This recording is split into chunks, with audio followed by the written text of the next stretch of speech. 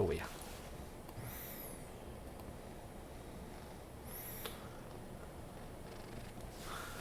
哎呦！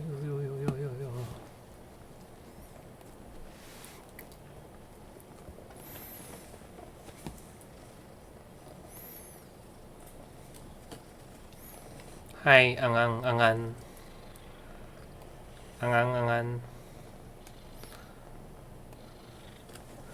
好，等我一下哦，等我一下，安，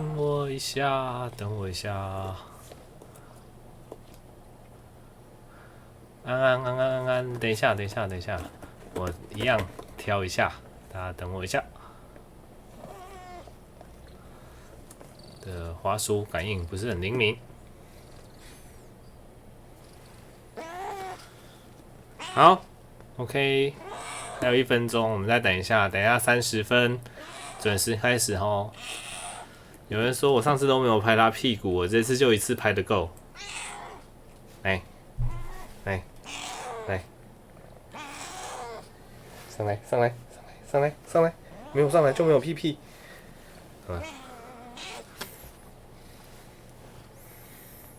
好，30分了，会lag吗？会lag吗？因为我昨天直播游戏的时候，可能是因为我用那个手机的网路，然后又因为下雨天，所以好像讯号就不是说很好，就有人反映说就是游戏一直lag。可是我礼拜5直播的时候好像就还好，所以有可能是游戏需要的，就是宽屏的那个层级比较高吧，我想不知道现在大家看会不会觉得lag？好，不会lag就好。等下我要开始直播啦，你稍微安分一下，结束后再排你。好，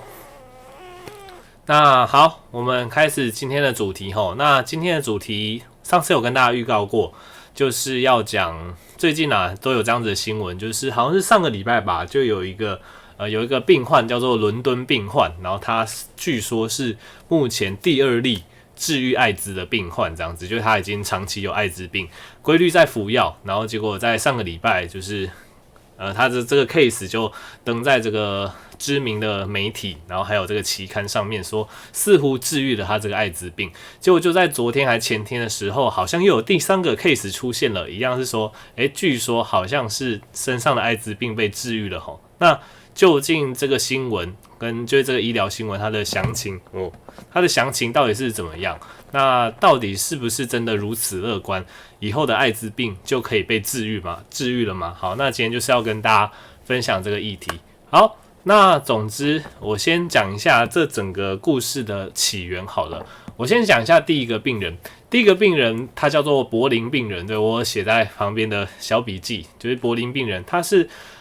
第一个。就是医师宣称他身上的艾滋病完全的治愈，再也不需要服用任何抗艾滋的药物。那这个病人身上他发生的故事是怎么样的呢？基本上他是在1995年，我前面的那个年份就是他得到艾滋病的时候。这个病人他是在1995年的时候得到艾滋病，然后很不幸的，他在2000多年的时候，他同时并发了另外一个癌症，叫做血癌。对，我之前有请大家去看一下我之前在讲血癌还有骨髓移植的影片，因为这一集会跟那一集的内容有非常大的关系。总之，这个柏林病人他在2000多年的时候，那个时候就得到了血癌。血癌的一线治疗方式叫做化学治疗，所以他接受了化学治疗之后，效果没有很好。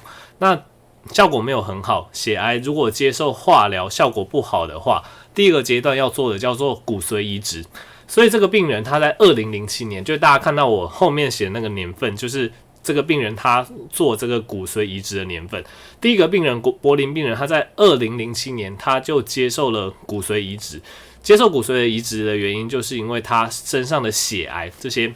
白血球的这个肿瘤，这个血液中的癌症，它针对化疗的效果不彰，所以他就去做了骨髓移植。那么骨髓移植这件事就很有趣了，我就稍微讲一下骨髓移植。其实我上一集有讲过，不过我这边就稍微帮大家带一下就是骨髓移植的观念就好。那骨髓移植它的概念是怎么样呢？就是首先我们先用很强的化疗就进去这个体内，把这个人体内身上的那些造血干细胞以及造血的那些癌细胞就全部都杀死，会下很强的化疗，所以这个化疗下去之后，那个病人的骨髓里面简直就是空城，因为他身上几乎所有的造血的干细胞以及癌细胞都被打爆了，就是他的骨髓就空掉了，这样子没有任何的造血功能。这时候我们会请一个捐赠者，这个捐赠者就是要捐赠他的骨髓那些干细胞进到这个患者体内。那基本上2007年他们就做了这样子的事情，就是先把那个我们所称的这个柏林病人，都先给他很强的化疗嘛，然后把这个捐赠者的这个骨髓细胞输进他的体内，完成了骨髓移植。他在这个过程中做了2次骨髓移植。总之，他做了骨髓移植之后，不止他的血癌痊愈了，连他的艾滋病毒也侦测不到了。然后他迄今12年的时间，对，快要13年了，完全没有服用任何艾滋药物，他身上完全检验不到艾滋病毒。好，这是怎么样的情况呢？这大概讲一下，大家就理解了。基本上，我们捐赠一个外来人的骨髓进去这个人的体内，比较特别的有一点要跟大家提，就是之前就是中国大陆那边科学家不是在研究基因改造婴儿嘛？就是大家只要有 follow 这件事情的话，就是他们研发出来就他们基因改造的这个婴儿，他们号称对艾滋病免疫嘛。那他们怎么样让他对艾滋病免疫？就是因为有一个基因，血球上的基因叫做 CCR5， 这个 CCR5 的基因，只要我们把它修改一下，让它突变的话，那它这个血球就会对于艾滋病毒产生了抗性，就不容易感染艾滋病。所以这件事就是这个骨髓移植的事情跟这个 CCR5 这个事件也是有关系的哦。因为他们找来的那个捐赠者，就是捐赠骨髓的那个人他身上刚好他的血球也是有 CCR5 这个基因的突变，所以等于是说那个捐赠者他身上的血球细胞对于艾滋病毒是有抗性的。所以今天这件事情就这么很有趣的发生了，就是我们讲到这个柏林病人，我们先用很强的化疗把他身上的造血干细胞全部都杀死，然后移植那个捐赠者的血球到他的体内。很有趣哦，移植的那一批血球它是带有 CCR5 这个基因的突变，它对于艾滋病毒有抗性。移植到他的体内之后，然后他的艾滋病毒就完全被根治了。有2个原因啦，一来就是因为移植进去的那一批血球，他们本来就有正常的免疫力，那移植进去那批正常的免疫力的血球会帮助那个患者，那个柏林病患清除他身上的残存的血癌细胞，以及他身上残存的那些艾滋病毒也都会被清掉，再加上那一批外来的那一批血球也是对于艾滋病毒有抗性，所以艾滋病毒并不会感染就是住进他体内移植的那一批血球。所以因为这个原因，他们移植过后，他们就很大胆的停药，艾滋病毒药物就不要再用了，然后停药到现在也已经12年、13年了，他的艾滋病毒完全没有复发。基本上大家要对于艾滋病毒的药物有一个概念，我们吃艾滋病毒的药物其实就是要抑制艾滋病毒的复制，所以要一直吃，你才可以把病毒量压到很低。一旦你就是不听医嘱就随意的停药的话，通常2到3个礼拜之内，你的艾滋病毒又会很快的又长回来，然后又会开始抽血又侦测得到。所以基本上他已经停药超过12年、13年，完全侦测不到艾滋病毒。在这种状况下，其实真的蛮大的机会，我们可以说他已经被治愈了，因为已经12年、13年过去了，我们还是找不到任何的艾滋病毒。好，小夏跑掉，他应该是去别的地方睡觉了。好，总之这是第一个案例。其实讲完第一个案例，想要跟大家讲的就是第2个案例跟第3个案例其实都是类似的故事，他们都是身上有一个癌症，对，就是血液淋巴方面的疾病，然后为了治疗这个癌症而去接受了骨髓移植，然后骨髓移植的那个捐赠者刚好带有 CCR5 突变的这个基因，所以捐赠者的那一批很纯的血球是对艾滋病毒产生抗性的，所以这个捐赠者的干细胞移植进去之后，就是受赠者就是原本那个得病的人，他就额外的获得了对艾滋病的抵抗力，所以他身上的艾滋病毒就消失了。基本上第2个案例跟第3个案例都是类似的故事，治疗艾滋病毒并不是骨髓移植的本意哦，他们骨髓移植的本意都是要治疗他们身上的血癌或者是淋巴癌，结果移植之后就是莫名其妙的，就是也帮他们身上的艾滋病毒就把它全部干掉，对，然后他就艾滋病免疫了，这样子就非常有趣。好，所以我稍微讲一下第二个，对啊，因为就是对，其实大家讲的没有错。非常的巧合，所以你才会发现近10-20年来，其实也才2个 case 还是3个 case， 因为这真的需要非常非常巧妙的，就是真的是巧合啦，就是你要刚好得一个血液的癌症，然后这个血液的癌症用化学治疗还打不下来，你需要进到骨髓移植，然后刚刚好。因为你知道骨髓移植，你要找到跟你合适的捐赠者其实是不容易的，因为之前我前一集有提到，我们会找一个叫做 HLA 要相符的东西 ，HLA 符合越多，移植过后就会不容易排斥，所以你要找到 HLA 跟你完全全合的捐赠者本来就已经不容易，更何况他要跟你相符，而且他身上又要刚好有 CCR5 这个基因的突变，就是要那么巧合。然后你有血癌，你接受骨髓移植，又刚好捐赠者就是有这个对艾滋病免疫的这个特性，所以捐到你的体内之后，你才会间接的，就是你的艾滋病就好了。简单来说就是这样子，所以这真的就是巧合。这并不是说他们本意真的不是要治疗他们的艾滋病，而是他们要治疗他们的血癌这样子。好，那我稍微讲一下第二个病人。第二个病人叫做伦敦病患，这个也蛮有名的。这其实是上礼拜的新闻啦，因为第一个病人2007年到现在这一段时间就都找不到第二个病人，结果第二个病人终于在最近被公布了。伦敦病患他2003年一样得了艾滋，前面那个年度是他得艾滋的年度，然后他在2012年左右被诊断患有这个核结晶式淋巴瘤，我写 HL 那个是 Hodgkin lymphoma， 它是淋巴瘤的一种。淋巴瘤的治疗的想法跟血癌类似，血癌基本上癌细胞是在我们全身的血液里面跑，淋巴瘤的意思就是这个癌细胞只存在于淋巴组织里面，所以淋巴瘤的人就常常会有一些淋巴肿大，比如说脖子肿一块啊，或者是一些体内的淋巴结肿大，这是淋巴瘤常见的表现。总之，淋巴瘤的治疗的想法跟血癌蛮像的，第一线叫做化疗，有时候化疗反应很好，打一打淋巴瘤就消失了 ，OK。可是它是属于比较不幸的那一群，不知道是不幸还是因为以后来的结果来看，他还蛮幸运的。总之，它是属于化学治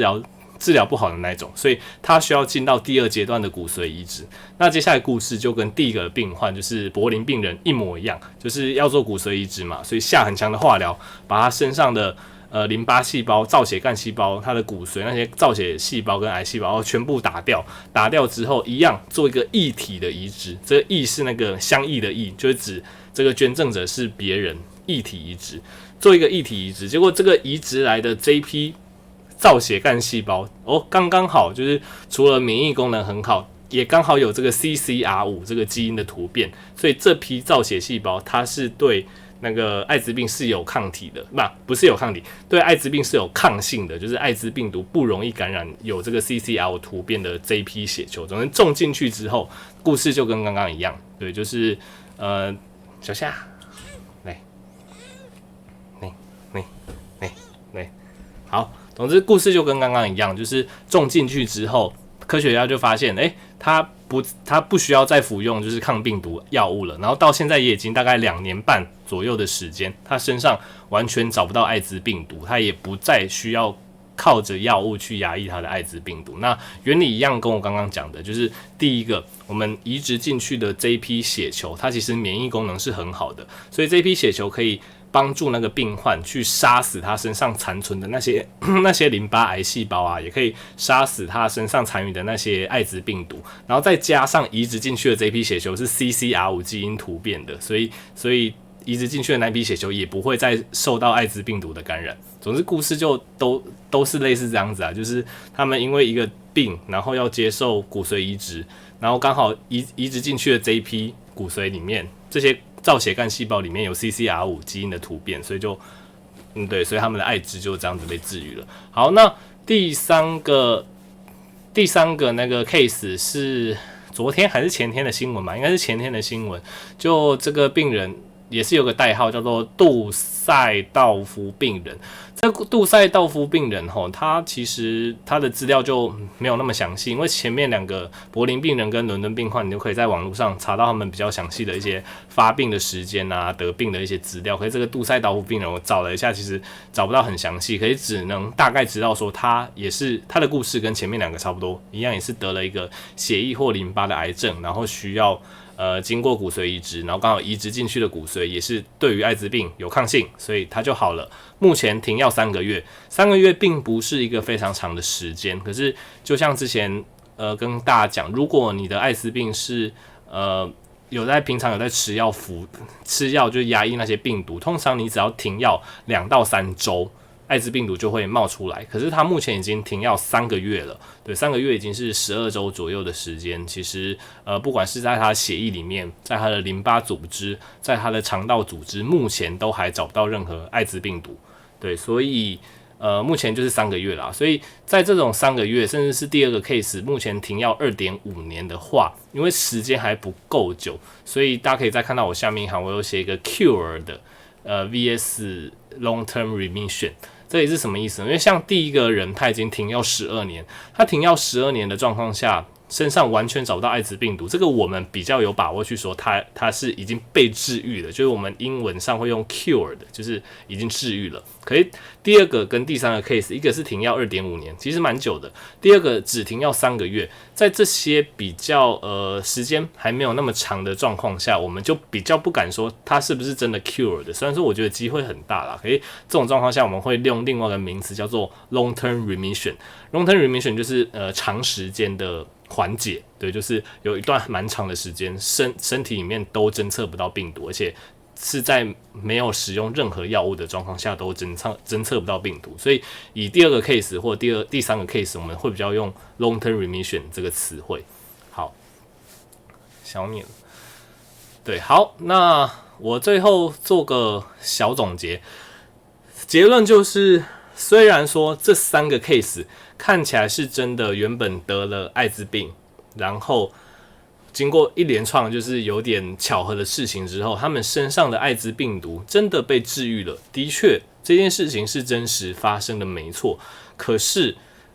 对，就是你要，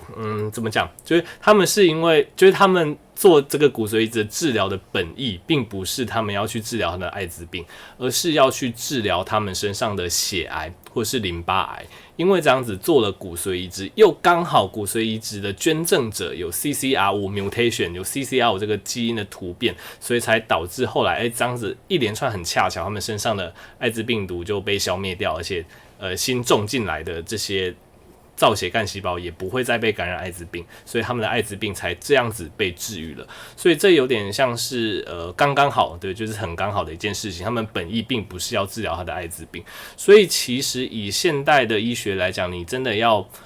设计出一个只针对艾滋，就要治愈艾滋病的方法，其实还没有到那个境界啦。因为有人会说，那我们现在有这个 case， 那我可不可以，我得了艾滋病，假如我不想吃药，那我可不可以也去做个骨髓移植，然后刚刚好找一个就是也有 CCR5 基因突变的捐赠者，然后我来做个骨髓移植，这样我就可以治愈我的艾滋病了，这样不是好棒棒？可是基本上非常不建议，因为大家要知道，就有听我上一集讲，就知道骨髓移植是一个风险非常大的一个治疗方式，除非你真的已经得到血癌、淋巴癌，而且经过化学治疗处理没有效，就是你接下来只要不治疗，你可能几年后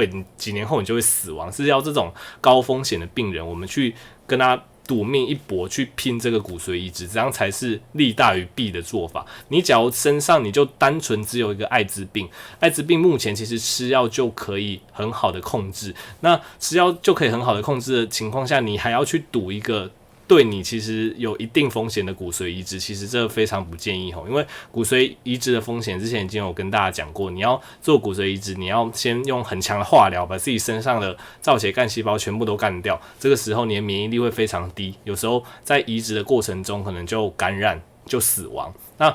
也不是说移植之后就一劳永逸哦，你移植过后的那一批移植进来的血球，它可能会对你的身体产生排斥，这个我们叫 GVHD， 就是移植进来的血球，他觉得这个环境好像不是原来的环境，好像不是我原本的主人，所以他就会攻击你自己的皮肤，攻击你自己的肠胃道，攻击你自己的肝脏，造成肝炎等等，就是会有一些排斥的问题。所以通常移植之后还是要吃蛮久一段时间的免疫抑制剂。对，那吃免疫抑制剂的状态下，你的免疫力也会不好，也会比较容易感染。所以骨髓移植真的不是一个常人能说做就做的治疗。对，通常做骨髓移植的病患还是以就是血癌啊、淋巴癌这类癌症的患者居多。所以你今天你假如只是一个单纯得了艾滋病的病人，你说你想要接受骨髓移植来治疗你的艾滋病，这是非常不切实际的一个做法，因为风险太高了。你宁可就是要吃一辈子，把艾滋病毒都压抑好，其实这个风险相对还低超级多的。对，所以简单来说啦，并不是说现在医学界真的有非常有效针对艾滋病可以治愈的方法，并不是。这3个案例都是原本要治疗他们的癌症，结果只是一并恰巧的顺便把艾滋病毒给消灭掉了，所以才称作他们艾滋治愈。可是目前其实并没有一个专门针对艾滋病治愈的方法。不过还是回到之前讲的，其实目前药物都非常先进啦。其实你抗艾滋病的那些药物，你持续服用，都可以把你身上的艾滋病毒压到一个非常低的范围，对，几乎不具传染力啊。但我不敢说传染力是0，可是假如你身上的艾滋病毒完全测不到的话，那其实不管对你自己也好，或对他人也好，其实都算是相对安全的。对，今天的主题大概就是讲到这边。好，我刚刚都没有空看大家的发言，我现在来浏览一下。吃这么久的药还好啦，其实反正长期研究，反正你一直吃药把艾滋病毒压抑好，绝对比你停药然后艾滋病毒长上来，然后去破坏你的 T 细胞，让你免疫力低下，绝对是长期服用药物它的效果是比较好的。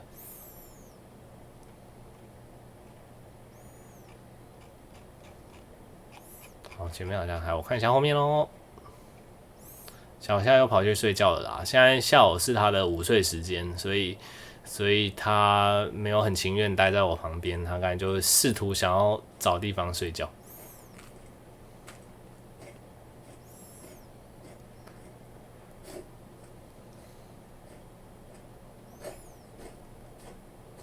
对啊，我觉得这样讲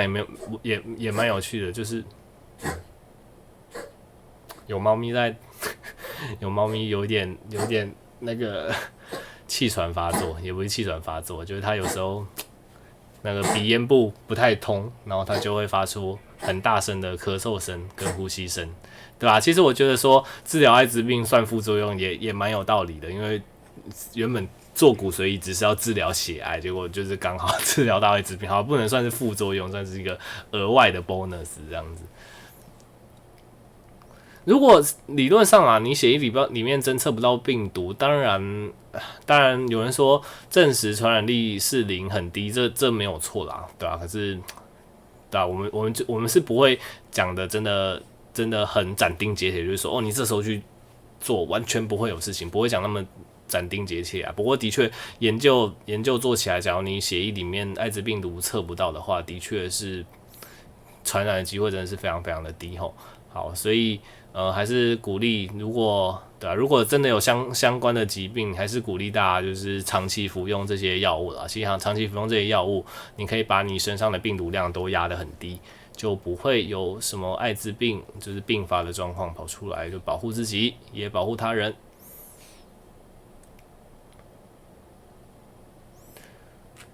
做骨髓移植要不要吃一辈子的药？其实这是看状况，因为基本上，首先你还是要看骨髓移植那个种进来的那一批造血干细胞，跟你到底是不是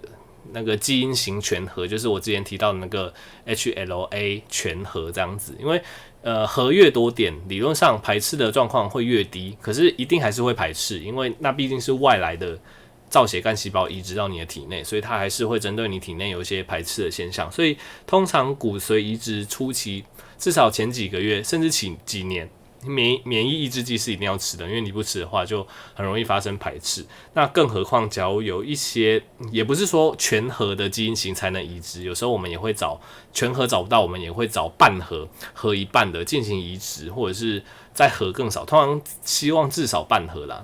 那移植进来那些核的点位越少，其实产生排斥的状况会越严重，免疫排斥的药免疫抑制的药就可能会需要吃更久的时间，所以其实免疫抑制药要吃多久，还是要看排斥的状况。对，所以大部分来讲，你做完骨髓移植，因为种进来，假如你不是自体移植就没关系，自体移植就是对你自己的东西再种回去，它就比较不会有排斥的问题。可以像我们这几个 case 都是异体移植，就是相异的异的那个异体移植，是指种别人的造血干细胞进来。这种种进来的话，基本上免疫抑制剂是一定要吃的，至少前一段时间，就以免就是要预防发生那个排斥现象，因为排斥现象很严重的排斥也是会有生命危险。你想想看，就是种进来的血球，就是种进来的血球是就变成你自己的白血球，那些它就疯狂的攻击你全身的细胞，其实那是非常痛苦的一件事情，是可能会有生命危险的吼。双胞胎会啊，理论上啊，就是上次有讲过，理论上同卵双胞胎的骨髓会全合，因为基因型是一样的。人工白血球哦，就看以后能不能有这样的黑科技啊？对啊，其实我们都一直不敢说检测不到病毒就一定代表零病毒还是怎么样，因为检验的科技毕竟还是有它的极限啦。当然，它现在科技越来越发达，所以你去抽血检验艾滋病毒其实很精准。对，有时候测出来是阴性，就代表我们也只能说就是测不到了。我们不会说，你的身体的艾滋病毒是零，我们绝对不会这么说。我们只会说，我们现在是用很精密的检查，可是测出来是没有侦测到你身上的艾滋病毒，代表它的量真的很少，甚至是零。我们只敢这样子讲，我们不会说就是你身上一定没有艾滋病毒，因为任何的检查的方式都是有极限的。的确，在现在这么精准的检查下，假如测不到的话，那传染率真的很低很低很低很低。对，好。骨髓移植当然感染风险高哦。之前就刚刚有讲过，首先你在移植的当中，你要先用很强的化疗把你身上的造血干细胞全部杀死，在那个期间，你的身上会几乎没有血球，几乎没有白血球，所以很容易感染。那即使种进来，因为有排斥的问题，你要吃抗排斥药，抗排斥药它其实就是会压抑你的免疫力，所以骨髓移植，不管是骨髓移植中或骨髓移植后，你的免疫力其实都不会像一般人那么的好。所以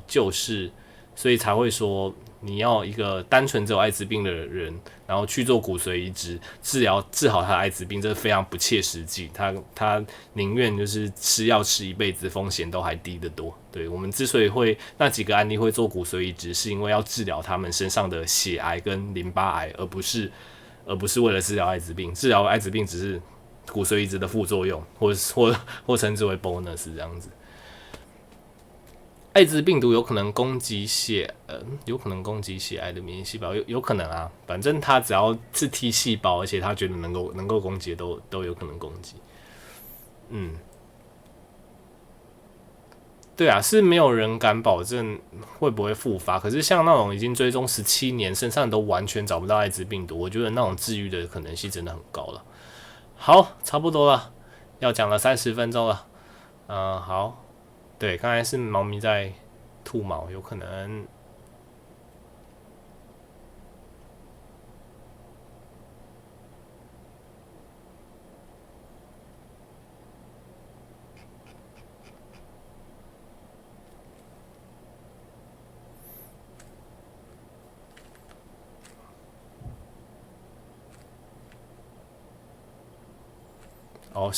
有人说香港那个，不过那个就是试验啊，就是你看到试验跟这率打100%，对，重点打100%当然是重点，可是试验这2个字也很重要，你要去看它试验是试验到什么程度，它可能还只在第1期跟第2期的试验，对，你知道很多药都是前2期的试验，或是前2期的试验可能还不错，到第3期的试验之后就失败等等的，其实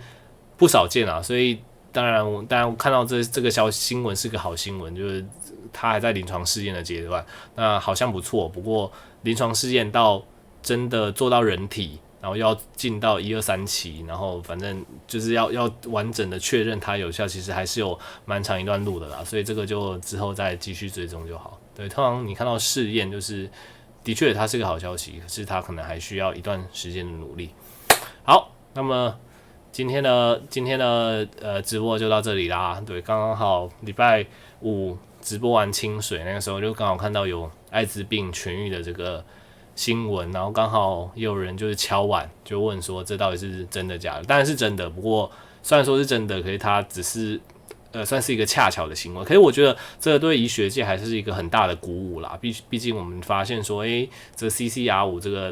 这个 mutation 这个突变真的扮演一个真的扮演一个很重要的角色。那以后从这个目标就从这个角度切进去研究，说不定未来几年后、几十年、20年后，就真的发现就是治愈艾滋的方法，也说不定。好 ，OK， 那么今天就跟大家分享到这边啦。对，好，希望大家有得到一些新的东西。好，那么就这样子哦 ，OK， 那大家拜拜，大家拜拜。猫咪去睡觉了，我要不要睡觉呢？好 ，OK， 好，大家拜拜，大家拜拜。对啊，的确是可能动物实验有用，换在人体可能没有，这不知道啊。反正你看到那些还在试验的，就是再追踪一下就好，也不用想说，就是也不用抱着太大的期望，因为我们常常在接触这一块，就会发现说很多像之前原本有一个